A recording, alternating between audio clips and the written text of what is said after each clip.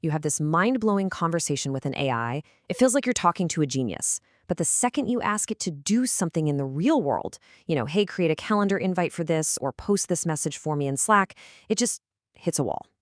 This is the big challenge that's been holding AI back from truly being useful. Look, the dream, the real end goal here, was never just about building better chatbots. We want AIs that are doers. We want agents that can securely and reliably go out and interact with all the other apps and services that we use every single day. We want an AI that doesn't just write an email, but actually sends it. Okay, so what's the roadblock? Well, today's AIs, the ones built on these large language models, or LLMs, they have two huge problems baked right into their design. First, their knowledge is totally stuck in the past. It just stops on the day their training ended. And second, they're basically trapped in a digital box. They have no way to reach out and touch the real world, to interact with other tools or live data.